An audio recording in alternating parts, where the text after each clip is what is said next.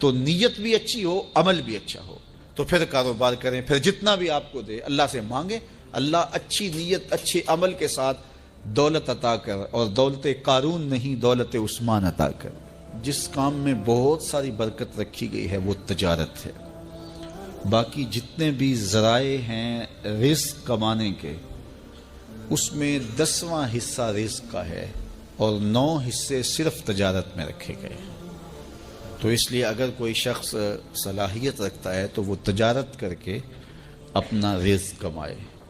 اچھا یہ بات ذہن میں رکھیں کہ کوئی مزدوری کر کے رزق کما رہا ہے، یا ملازمت سے، یا وہ کاشتکاری کرتا ہے، یا وہ تجارت کرتا ہے، یا کوئی اس کا جو بھی ذریعہ رزق ہے، تو رزق کمانے کی 3 نیتیں ہیں جو مستحضر رہنی چاہیے۔ اگر ان نیتوں کے ساتھ وہ رزق کمائے گا تو اس کا رزق کمانا عبادت کہلائے گا۔ پہلی نیت، اپنے آپ کو سوال سے بچانا تاکہ اپنی ضروریات پوری کی جائے۔ وہ کاروبار کرے، وہ مزدوری کرے، وہ ملازمت کرے یا کاشتکاری کرے۔ دوسری نیت جو مستحضر ہو، اپنے وہ لوگ جو آپ کے زیر کفالت ہیں، وہ بوڑھے ماں باپ بھی ہو سکتے ہیں، وہ آپ کی اولاد ہے یا آپ کی بیوی ہے، جو بھی آپ کے زیر کفالت لوگ ہیں، ان کی کفالت کی نیت سے روزی کمانا، کہ میں ان کی اچھی تربیت کر سکوں، ان کو اچھی تعلیم دلوا سکوں، ان کی ضروریات کو پورا کر سکوں، ان کے رہنے کے لیے گھر خرید سکوں، اور ان کے اچھے لباس باہم پہنچا سکوں، ان کی غذائی ضروریات کو پورا کر سکوں، بیمار ہو جائیں تو ان کو دوائی لا کے دے سکوں، ان کی شادی بیاہ کے اخراجات پورا کر سکوں۔ تیسرا مقصد، معاشرے کے وہ لوگ جو کسی وجہ سے کما نہیں سکتے، اپاہج ہیں، بیوگان ہیں، اراملہ ہیں، مساکین ہیں، یتاما ہیں، یا وہ زاویے، وہ جگہیں کہ جہاں اخراجات ہوتے ہیں اور وہ معاشرے کی تشکیل کے لیے، آخرت کی بہتری کے لیے وہ جگہیں ضروری ہیں، اور ان کے نظم کے لیے پیسے کی بہرحال ضرورت ہوتی ہے، جس طرح یہ مدارس دینیہ ہیں، مساجد ہیں، اور فلاحی ضروریات کو پورا کرنے کے لیے جو ادارے ہیں۔ تو اس نیت سے کمایا جائے کہ اگر میری ضرورت اور میرے بچوں کی ضرورت سے رزق زیادہ ہو جائے تو میں اس رزق سے، اس مال سے، اس دولت سے غرباء و مساکین کی مدد کر سکوں گا، اس سے معاشرے کے اپاہج اور کمزور لوگوں کے کام آ سکوں گا، مدارس دینیہ اور مساجد کے نظم کو چلانے کے لیے میرا ایک بھرپور حصہ ہو سکے گا۔ تو اس نیت کے ساتھ وہ کاروبار کرتا ہے۔ ان 3 نیتوں اور اہداف سے ہٹ کر کے رزق کمانا مذموم ہو جاتا ہے۔ اگر کوئی اس لیے رزق کماتا ہے کہ میرے پاس دولت فراواں ہو تو میں عیش و عشرت کر سکوں گا، میرے پاس دولت فراواں ہو تو میں اپنی برادری میں، اپنے شریکے میں تفاخر کر سکوں گا، میں عمراء کی فہرست میں آ جاؤں گا اور میں ان میں نمایاں ہو جاؤں گا، یہ مقاصد سفلی مقاصد ہیں، ان کی اجازت اسلام نہیں دیتا۔ تو ان 3 مقاصد کے لیے رزق جتنا بھی کما سکتے ہو آپ کماؤ، اپنی ضروریات کو پورا کرو، اچھے طریقے سے پورا کرو، اپنے بچوں کی ضروریات کو اچھے طریقے سے پورا کرو۔ یجب علی صاحب المال ان یوسع علی عیالہ، صاحب مال پر واجب ہے، حضرت سیدنا علی المرتضیٰ فرماتے ہیں کہ وہ اپنے اہل و عیال پر اچھا خرچ کرے، ان کو اچھا لباس پہنائے ضرورت کے مطابق، اسی طرح ان کی اچھی تعلیم کے لیے کوشاں ہو جائے اور ان کی ضروریات اچھے انداز سے پوری کرے۔ اسی طرح آپ غرباء و مساکین کے لیے، مساجد کے لیے اور مدارس دینیہ اور دیگر زاویوں کے لیے آپ جتنا مرضی کھل کے خرچ کریں، اسلام آپ کو اس کی اجازت دیتا ہے۔ لیکن چوتھی نیت اپنے اہداف میں شامل نہ ہونے دیں کہ میرے پاس دولت فراواں ہوگی تو میں عیش و عشرت کر سکوں گا، میرے پاس دولت فراواں ہوگی تو میں محلے میں، گلی میں نمایاں ہو جاؤں گا، میں اپنی برادری میں، اپنے شریکے میں اونچا ہو جاؤں گا اور سارے میری طرف حسرت سے دیکھیں گے۔ اس طرح کی سوچیں ایک صالح انسان کی سوچوں سے مطابقت ہی نہیں رکھتی ہیں۔ تو یہ 3 نیتوں اور 3 اہداف کے لیے رزق کمایا جاتا ہے۔ ہمیں خاص طور پہ جن چیزوں سے سخت منع کیا گیا ان میں سے ایک چیز یہ ہے کہ ہمارے کاروبار میں، ہمارے رزق میں سود کا عمل دخل نہیں ہونا چاہیے۔ سود ویسے بھی باطن کی ساری روشنی سلب کر لیتا ہے۔ مختلف مقامات پہ اللہ نے مختلف چیزیں ہمارے لیے بیان فرمائی ہیں، اور اللہ تعالیٰ کی شفقتیں ہیں کہ اللہ نے ان کی حکمتیں بھی بیان فرمائی۔ مثال کے طور پہ شراب کی حرمت بیان فرمائی تو کہا کہ اس کے اندر فائدے بھی ہیں، لیکن اس کے جو نفع ہیں ان سے جو گناہ ہے، وزر ہے اس کا، وہ زیادہ ہے۔ کفار نے کہا کہ یہ سود کو آپ نے حرام کر دیا شریعت اسلامیہ نے، اور کاروبار کو آپ نے حلال قرار دے دیا ہے، جبکہ سود اور کاروبار ایک جیسے ہی ہیں۔ وہاں بھی پیسہ لگا کر کے کچھ حاصل کیا جاتا ہے اور یہاں بھی پیسہ لگا کر کے کچھ حاصل کیا جاتا ہے، تو یہ تو دونوں ایک جیسے ہیں، اور تم کہتے ہو یہ الگ الگ ہیں۔ اللہ فرماتا ہے ایک جیسے نہیں ہیں۔ کیوں ایک جیسے نہیں ہیں؟ دلیل کیا ہے؟ اللہ اکبر!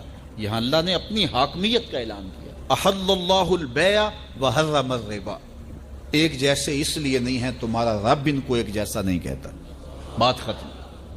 ذرا غور کیجئے، یہاں اللہ چاہتا تو دلائل کے انبار لگا دیتا کہ سود سے یہ جو ہے وہ تمہیں تکلیفیں ہوں گی، اس طرح کاروبار برباد ہوگا، یہ بے چینیاں ہوں گی، اس طرح تمہاری معیشت لٹے گی، اس طرح تمہیں بے قراریاں ہوں گی، اور کاروبار سے یہ فوائد ہیں، اور علماء بیان بھی کرتے ہیں۔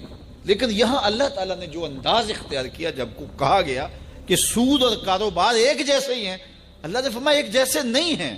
دلیل کیا؟ احل اللہ البیع وحرم الربا۔ اللہ تعالیٰ نے کاروبار کو، بیع کو حلال کیا ہے اور سود کو حرام کیا ہے۔ جب تمہارا رب ایک جیسا نہیں کہتا تو ایک جیسے کیسے ہو سکتے ہیں؟ بات ختم۔ یہ اللہ نے اپنی حاکمیت کا اعلان کیا۔ دیکھیے، بیٹے کو باپ حکم دیتا ہے تو بیٹا آگے پوچھتا ہے کیوں، تو باپ تفصیل بتاتا ہے کہ بیٹے اس کام کو کرو، اس کا یہ فائدہ ہے، یہ فائدہ ہے، تو اس کی بات سمجھ آ جاتی ہے، وہ کہتا ہے ٹھیک ہے۔ لیکن کبھی باپ اگر اس موڈ میں ہو کہ میں باپ ہوں، یہ میرا بیٹا ہے، تو وہ کہے کہ جناب کہ یہ کام کرو، تو وہ کہے کیوں، تو باپ آگے کہے کہ میں تمہارا باپ ہوں، میں تمہیں کہہ رہا ہوں، بات ختم۔ تو اس وقت کیوں کا جواب یہ ہے کہ میں باپ ہوں اور باپ کا حق ہے، جو کہے بیٹا وہ مانے۔ شاگرد کہے کیوں، تو استاد اس کی حکمتیں بیان کرتا ہے کہ جناب یہ، لیکن کبھی استاد کہے میں استاد ہوں، تمہیں کہہ رہا ہوں، جب میں کہہ رہا ہوں کہ یہ نہیں لینا، بات ختم۔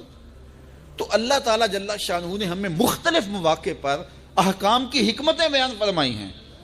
فرمایا کہ زنا کے قریب بھی نہ جانا، کیوں؟ انہ کان فاحشۃ وساء سبیلا، کہ یہ کھلی بے حیائی ہے اور یہ بڑا برا راستہ ہے، حکمتیں بیان کی گئی۔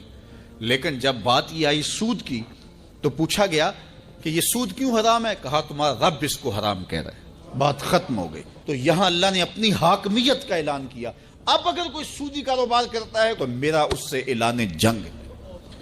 پھر وہ چین کی زندگی جی کے دکھائے، پھر وہ کاروباری نتائج کو اپنے منطقی انجام تک پہنچا کے دکھائے کہ یہ دیکھو سود کا کاروبار کیا، اس کا نتیجہ اچھا ہوا، کو کر کے دکھائے۔ میں چیلنج رب ہو کے دے رہا ہوں کہ جو سود خور ہے اس سے اعلان جنگ دیتا ہوں۔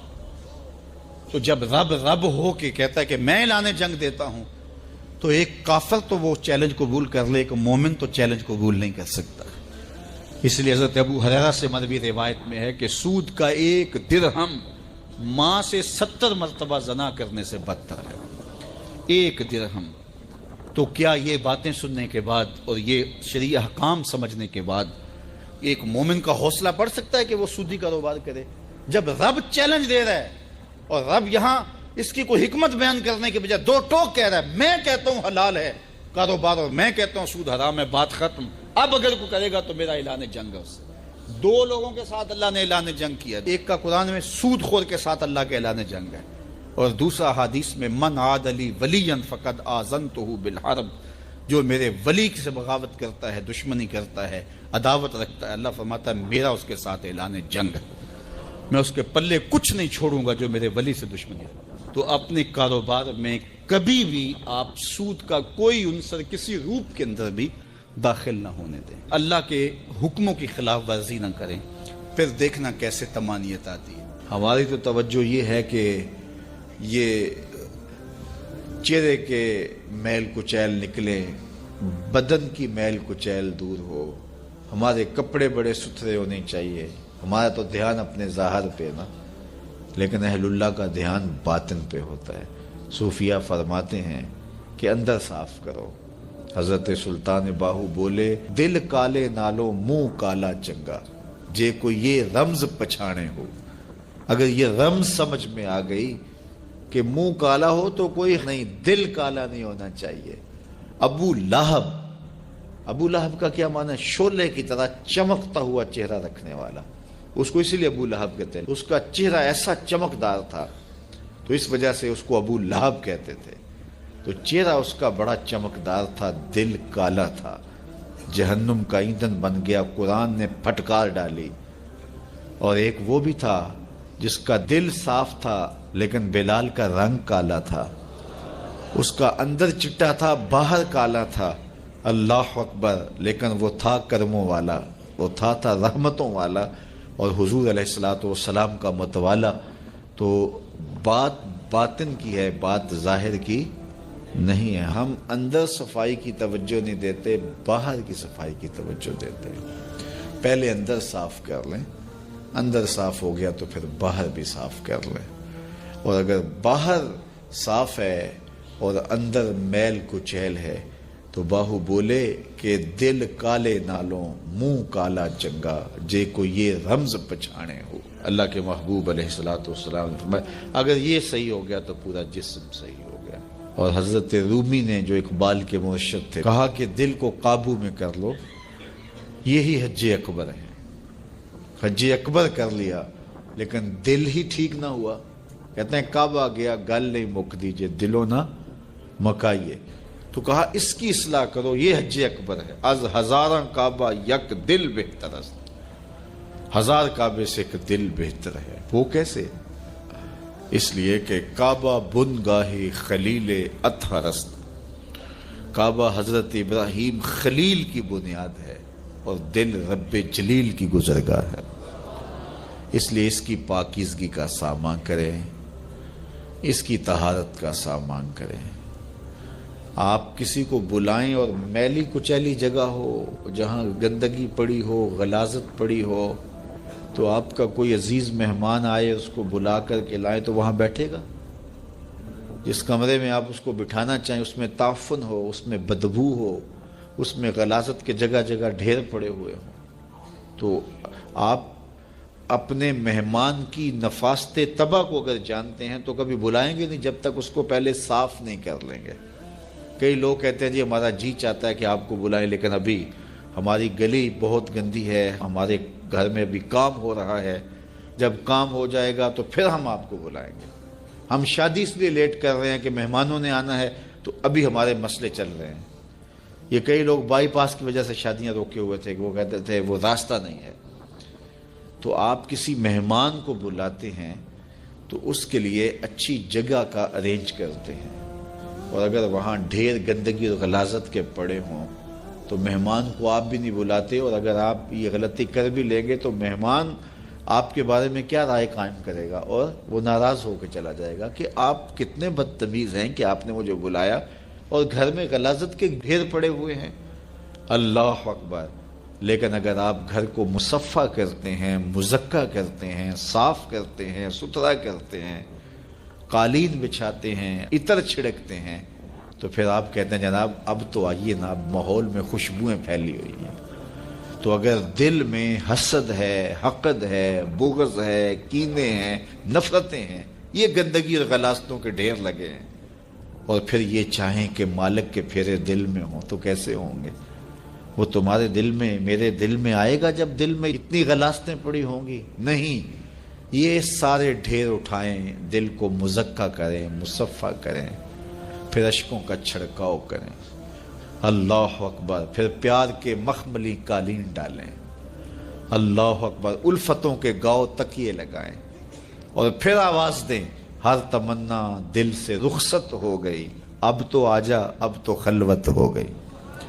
پھر محبوب کو بلائیے تو پھر دیکھیے کہ محبوب جلوہ فراز ہوتا ہے کہ نہیں ہوتا۔ رسول کریم نے ارشاد فرمایا جو میں دیکھتا ہوں وہ تم نہیں دیکھتے، اور جو میں سنتا ہوں وہ تم نہیں سنتے۔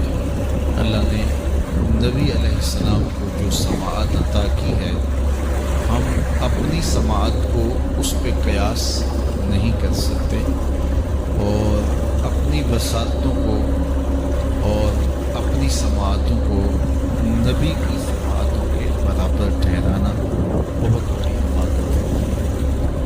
اللہ نے نبیوں کو فراواں شان عطا کی ہے اور وہ ان کا مقصود ہے۔ تو میرے حضور نے فرمایا جو میں دیکھتا ہوں وہ تم نہیں دیکھتے، جو میں سنتا ہوں وہ تم نہیں سنتے۔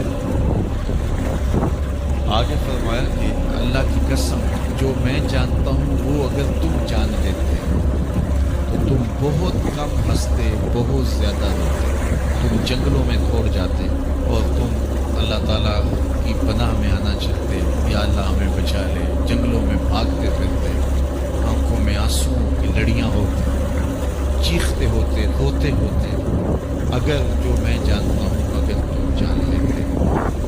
قال ابو ذر، حضرت ابو ذر اس حدیث کو روایت کرنے کے بعد فرمایا کاش کہ میں درخت ہوتا اور کاٹ دیا گیا ہوتا، میں درخت ہوتا جانور کھا گئے ہوتے۔ اللہ اکبر، مائے نیویں کانوں جمی درتا کیتی مار نکمی، کہ دے اگے کڈاں ابالے کوئی آنکھیں زلفاں والے۔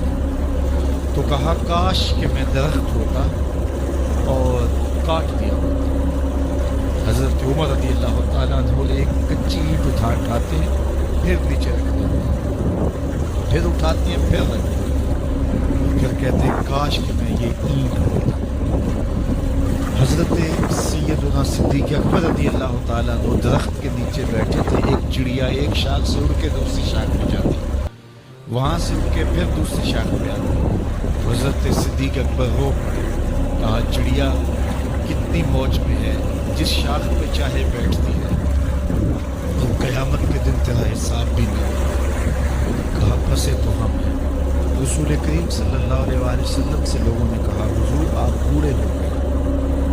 حضور کی مبارک داڑھی میں سفید بال، سر انور میں بھی سفید بال، اگرچہ ان کی تعداد محدود تھی لیکن ظاہر۔ کہا سورہ ہود اور اس کی مماثل صورتوں نے مجھے بوڑھا کر دیا، کیونکہ ان صورتوں میں اللہ کے عذابوں کا ذکر ہے، آخرت کا ذکر ہے۔ یہ وہ بابرکت وجود ہیں، وہ بابرکت ذات ہیں کہ جن کے دامن پہ گناہ کا ایک دھبا بھی نہیں ہے۔